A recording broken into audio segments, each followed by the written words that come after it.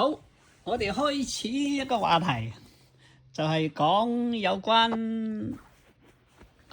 一個女人，佢背住男人鬼鬼祟祟，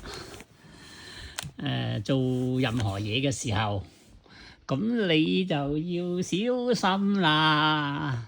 即係例如佢打親電話，講親任何電話或者睇手機嘅時候，佢會一見到你行埋嚟嘅時候，咁或者係一見到你，或者係感覺到你嘅時候，佢就已經係走開，即係嗰個界面啊，嗰個界面。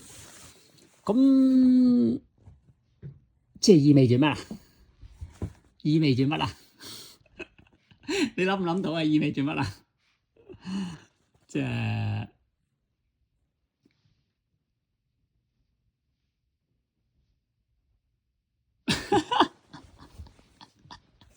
正常人都諗到啦，係嘛？咁一係背住你做啲咩嘢，一定噶啦，唔使講噶啦，唔俾得你知。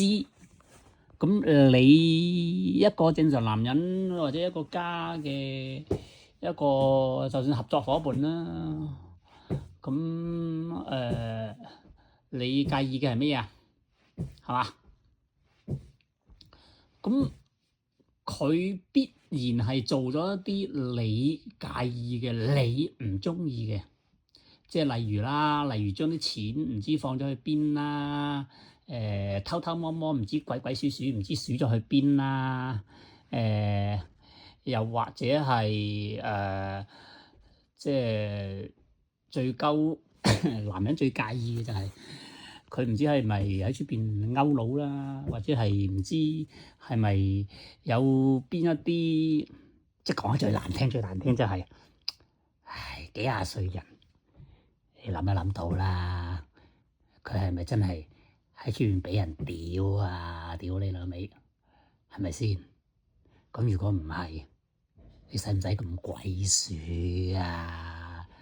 有啲乜嘢唔俾得丈夫知啊？即係講得最難聽、最核突就係、即係最唔係核突啊，最正常嘅。咁你即係都可以組織家庭啦，都有子女啦，關係利益都已經係一體化噶啦，即係晚黑瞓埋一齊啦，即係嗰啲叫咩啊？一齊做愛一齊搏嘢噶啦。啊！我屌你老味，咁如果但係咁佢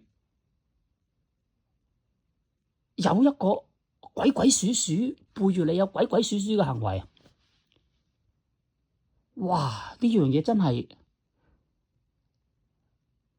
係嘛？如果你係正常男人啊，即係你啊，如果你係七八十歲，屌你老味，即係好似香港電影嗰個唔知邊個啊個黑社會大佬話齋，即係佢條僆勾佢嗰條二奶三奶啊，佢話：屌你以為你好鳩巴閉啊？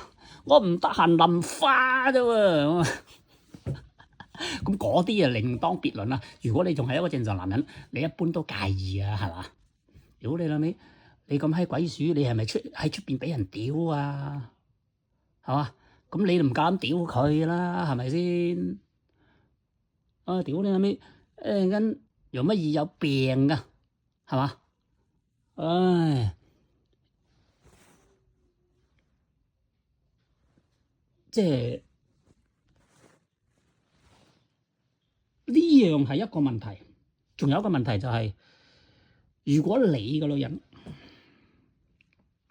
喺你面前或者係即係佢嗰啲數目啊，佢嗰啲數目即係唔好講話之前嘅你嘅資源財產係有俾佢分享，有俾佢揸住啊！就算而家即係唔係你嘅，佢自己揾嘅，你當佢即係講得最閪難聽，你當佢喺出邊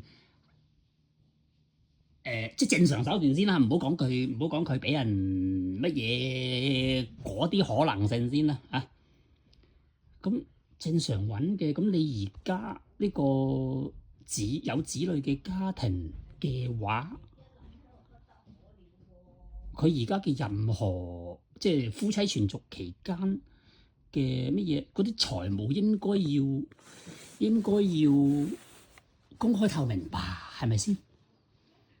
啊！但係佢鬼鬼祟祟嘅話，咁即係佢選擇呢樣嘢係佢獨自，同埋佢一定係傳咗去你唔中意嘅人嘅嗰度。佢係同其他人分享，佢係唔同你分享。咁呢個係咪先？你話呢個係咪呢個係一個好簡單嘅一個行為模式？咁鬼鬼祟祟呢樣咩先啦？好，講到呢樣先，然後呢樣係一個可以講係一個不忠嘅女人，係一個對丈夫不忠、不守婦道，對，即係講得最難聽、最實際，基本上係呢啲行為啦吧？係咪先？咁唔係嘅話，你冇必要，即係如果你係光明正大，冇必要喺丈夫面前，咦？一見到每一次佢係你係明顯感覺到嘅，即係如果你係明顯感覺到你嘅太太啊，就算係你女朋友，佢一見到你，即係佢講下電話，或者係佢個手機，即係係防住你嘅，咁你可以想像㗎啦，唔需要多講㗎。你唔係弱智嘅，你唔係傻仔嘅，你都會明㗎啦，係嘛？啲咩啊，10零歲嘅細路仔都應該明啦。呢啲佢自己弱智啫，佢當人弱智唔得㗎。佢嘅原生家庭有嚴重嘅問題啫，即係認知障礙，呢個叫做認知障礙，冇可能。即係佢咁嘅行為明顯咯，仲要即係當人哋傻嘅咁，咁就好鳩核突噶啦！如果你嘅伴侶係咁樣，係嘛？